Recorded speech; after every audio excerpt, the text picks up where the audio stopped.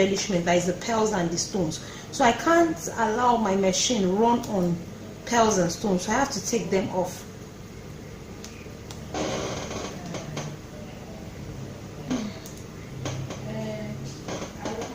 Wow, it's so hard. Okay, now these paper stones, I have to use scissors to take them off gradually.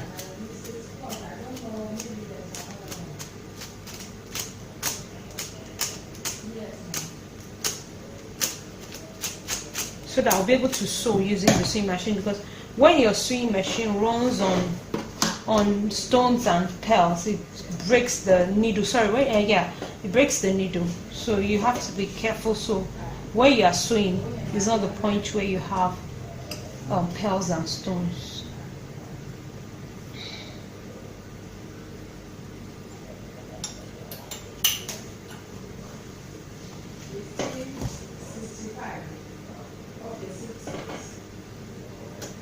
Okay. So I'm ready to excuse me. Excuse me. Okay, so I just sew.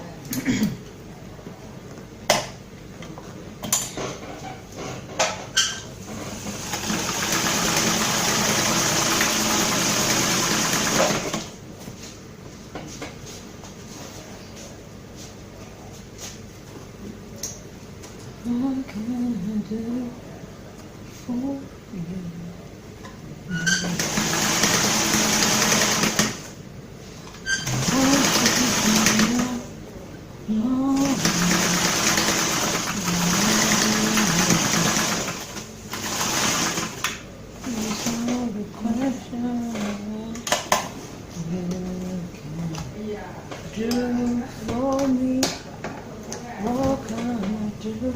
So always trim off the excess ends of the thread so that your job can be neat, be as neat as possible.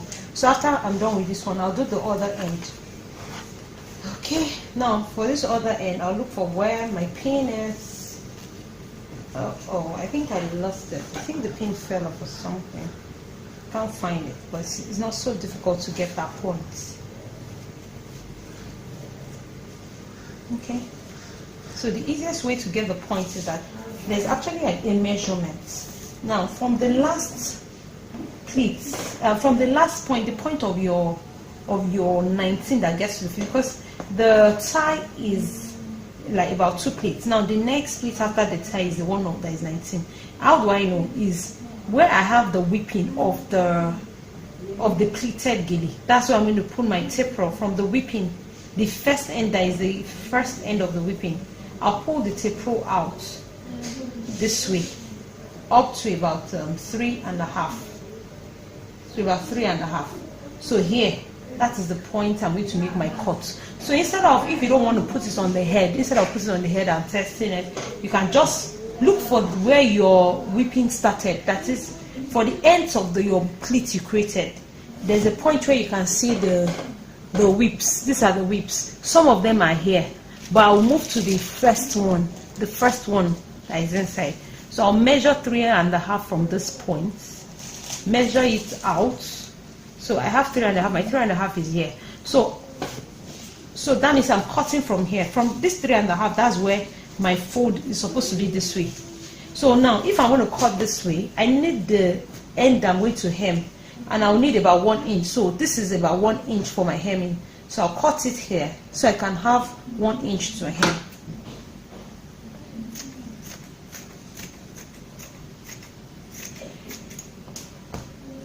So I'll hem it. I hope you got that. Then your hemming should be turned outside, opposite, like out of your pearls, where you have your pearls and your stones. So I'll hem this way. So you fold twice. Your hemming is you're folding twice and sewing. You can do that with needle and thread or a sewing machine.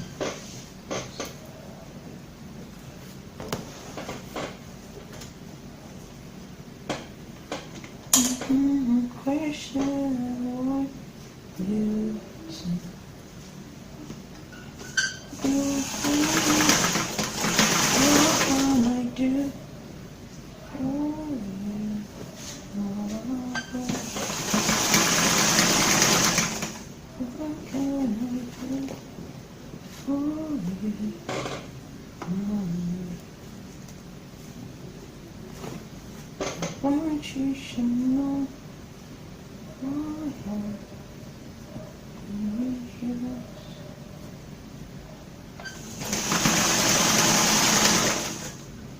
it's not a question you can do. What can I do? Okay.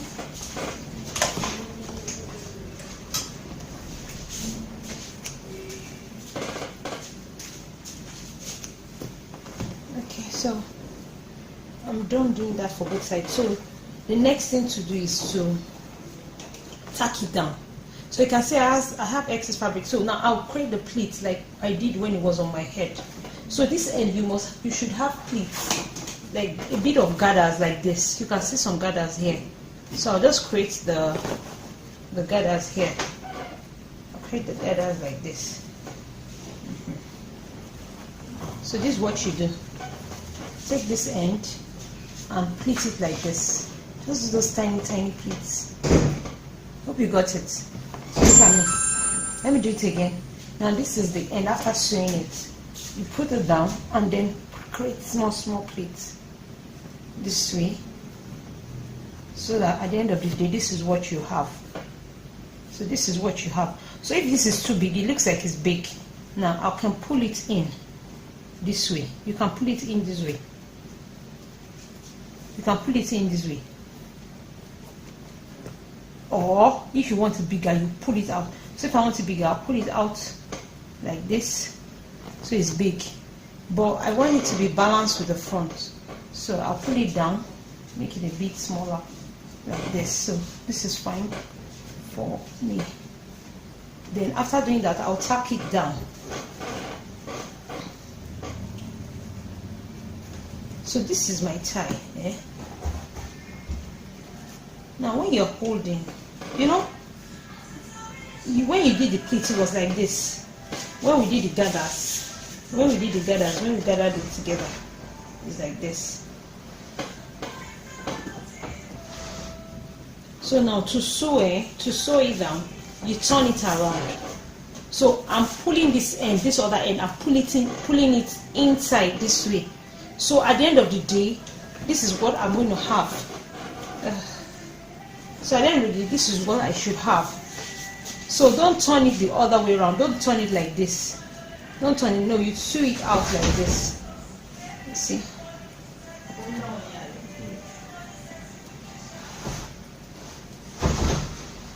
So this way.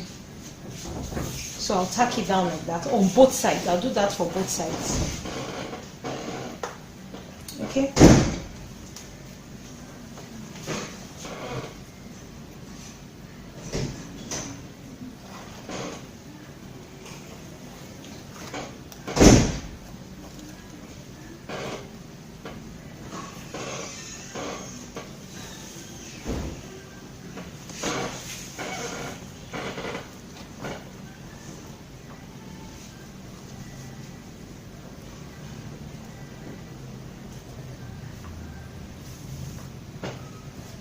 So it's just the folds that we created that I'm trying to hold together.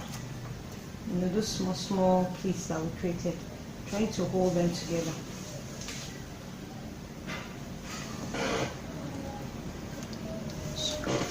Sorry. No, it's okay. Thank you.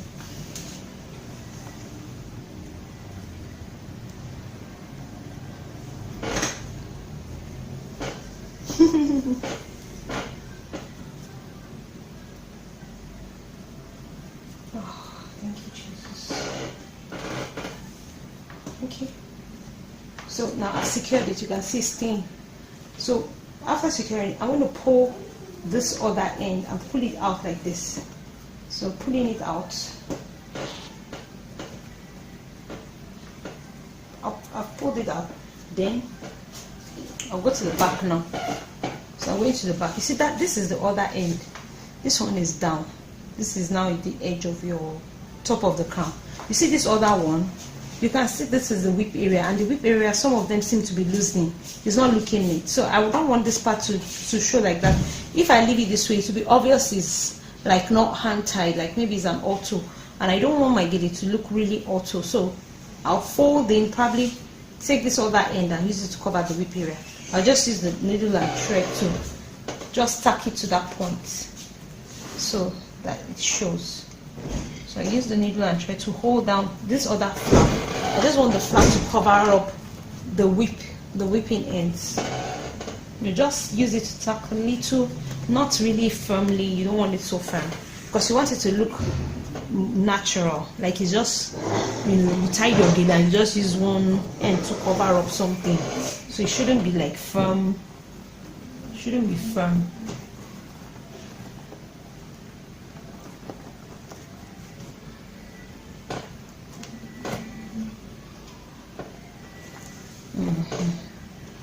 Let me do one more then. It's good. Okay.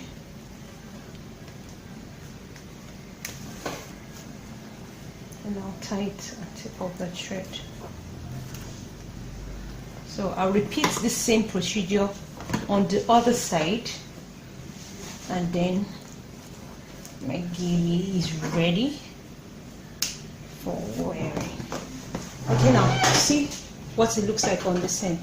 So this is what it looks like before I put the tie on it. You can see what it looks like at the back. So it looks like this at the back.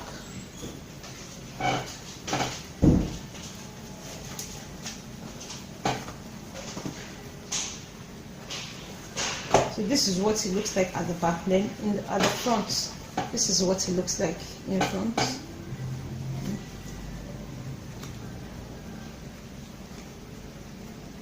So this is the front and this is the back. This is what it looks like at the back. Okay, so I'll do the same procedure that I did here on this on the other end. Okay, now the same thing I did. I said hold this end and create little pleats. Create small pleats with the fabric that you have. After creating the pleats, this is what I'll have then. I'll use the needle and the thread to hold it down, to hold the small pleats together this way.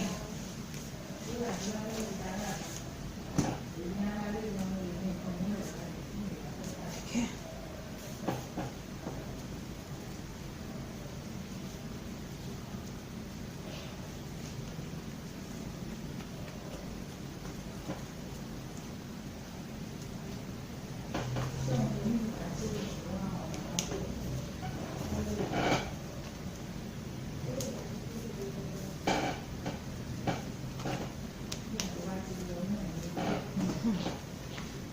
So now I've secured it.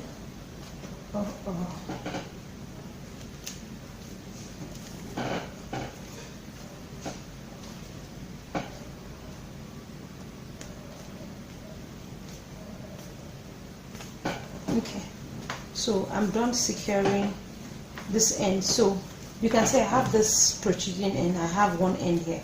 So this is the finish, the outcome of this end. Then, like I said, like we did the other side, at the back you have the whip area, and you don't want the whip area to show like this because it will look like it's an auto. So you use the end of the other end of this ear of the top of your crown to cover the whip area like this, and just tack with your needle and thread. So just tack it lightly, don't make it too tight so that it looks free. It's not so tight. Doesn't look really sewn, so it looks like hand tie and just placed there. So I'll just tack it like lightly.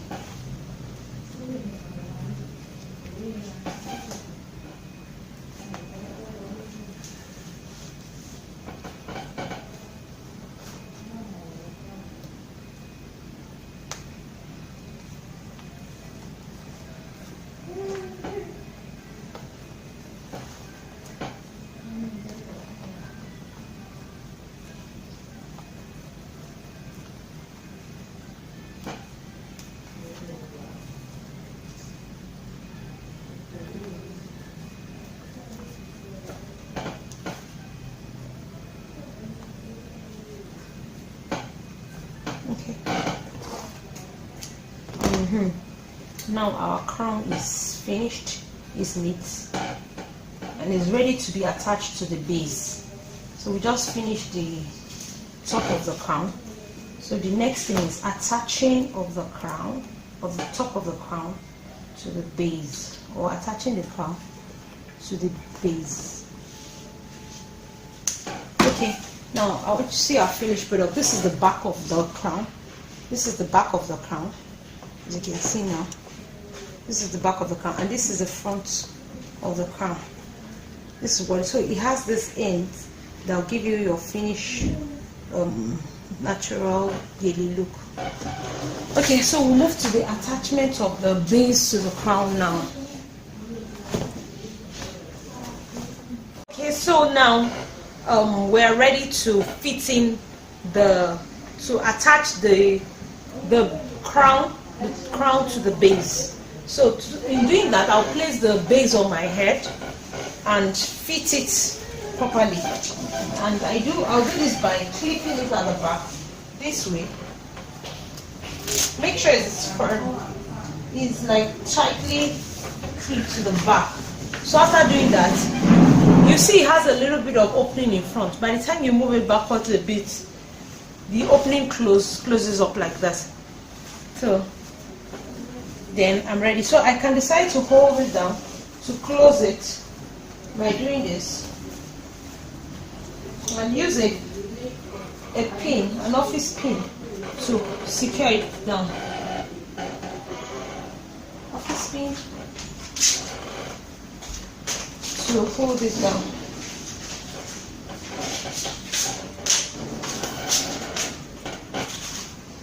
Okay. So I use the office pin to hold it down. Okay, so after doing this, then I'll place the crown on it in such a way that both ends of the crown is touching the back of my neck, so it's not tilted to one side than the other. So this way I'm looking at the mirror and I can see that both ends of the crown, the ends of the top of the crown, which I call the ears, are touching the back of the neck like this. Then I also check to make sure that the crown stays at the end of the last flat pleats on the base. So it's not on the first or the second pleat, it's just on the last one. So if you have 4 pleats, then your crown should sit on the last one, which is the first pleat. But this one I have 5 pleats, so it's sitting on the last one, which is the 5th pleat. Then I can tie. So I'll turn for you to see, then I'll make my tie.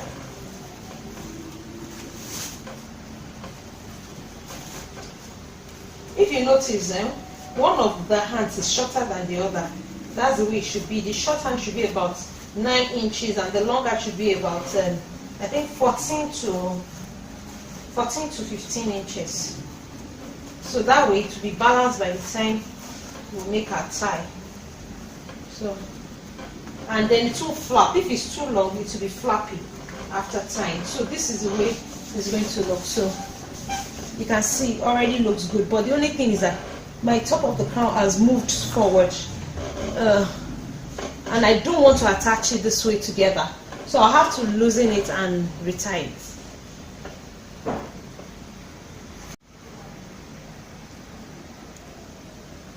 So I'm moving to the other side, so I'm trying to attach the other side of the crown to the base.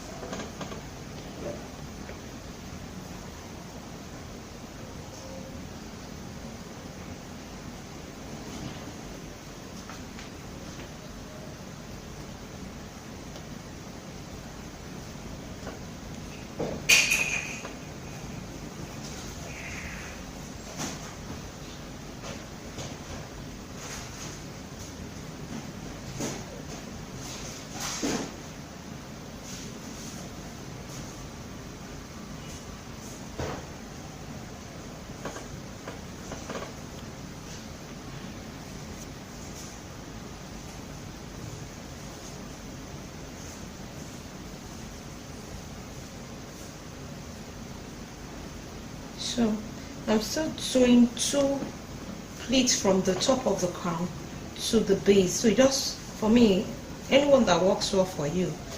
So but I picked 2 pleats from the top of the crown that I put on the base, and then I'm using a needle and thread to secure those 2 pleats to the base, so that way it gives the firm grip and then it doesn't falls off from the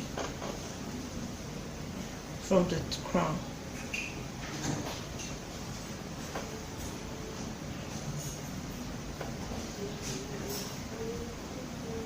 So you can even do more than, maybe you can do up to 3 or 4 pleats. That is sewing 3 or 4 pleats up from the top of the crown to the base, depending on which one works well for you.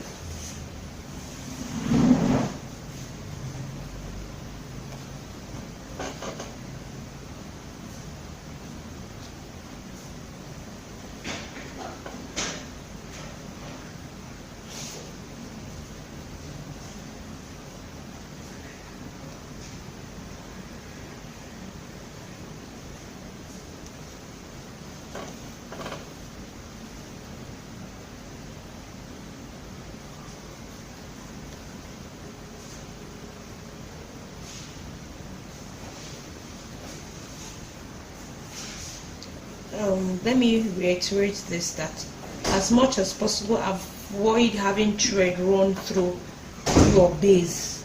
It makes the job untidy. As much as possible, avoid it. But if you can't avoid it for now, you can have it run through. But instead of running it up underneath here, I'd rather run it, on top of the pleats that I'm attaching to the base. So because what happened is, the other pleat will cover the second or third pleat I'm sewing down. So it's better that way than have it run under where nothing is going to cover it. So that was how.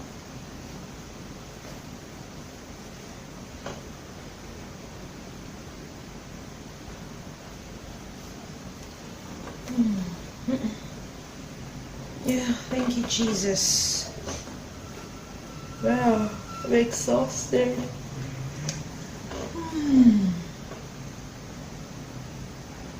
What can I do for you, my Lord? I want you to know my heart is yours. It's not a question of what you can do for me. What can I do for you, my Lord? What can I do for you, my Lord? I want you to know my heart is yours. It's not a question of what you can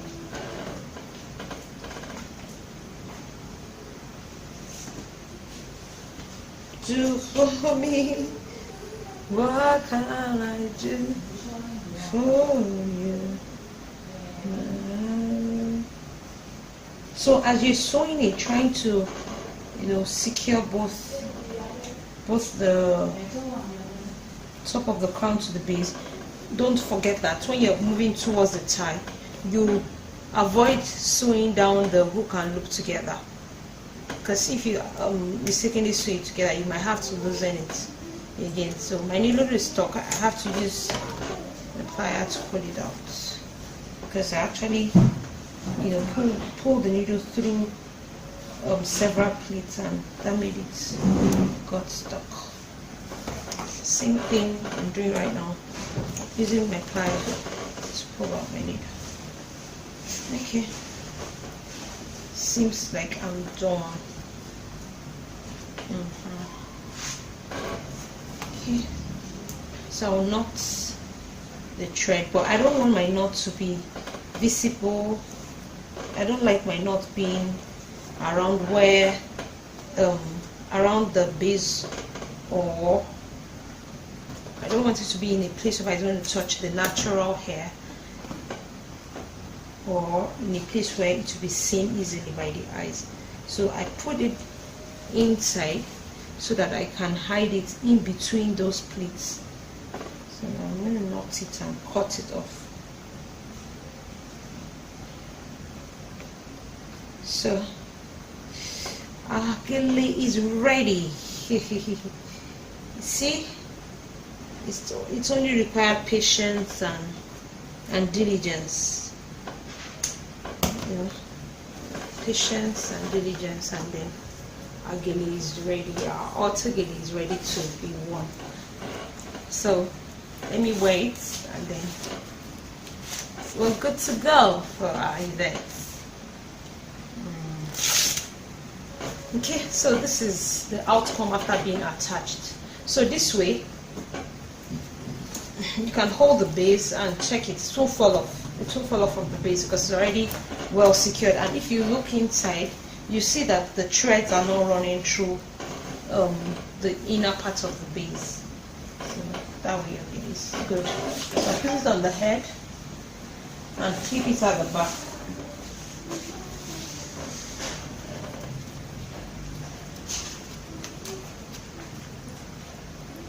Make sure it is firm. So,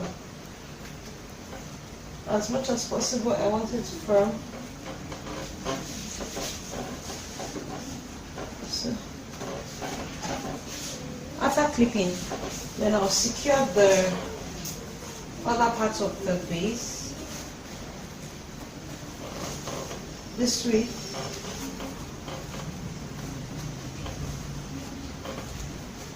And place it underneath the crown here, so that will hold it down. I don't need to use a pin anymore, and I can tie.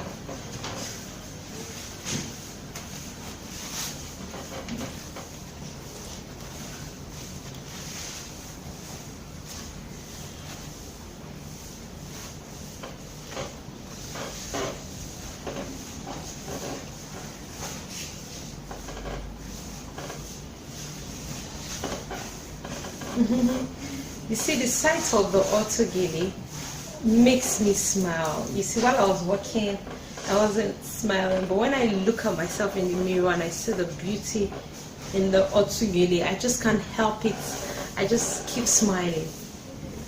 Can't stay silent. I must sing, for his joy has come. Ooh. Yeah, his joy has come. Oh, my gele is ready.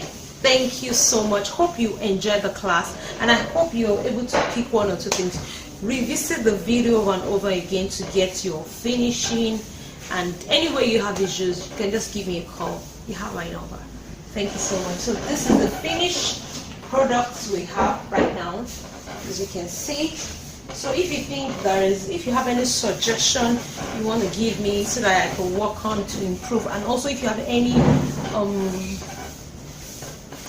method proposal that would help our job faster and better, I'm open to ideas, and your suggestions are always welcome. Thank you so much for hanging along with this class. I'll be waiting for your questions and your suggestions. Thank you.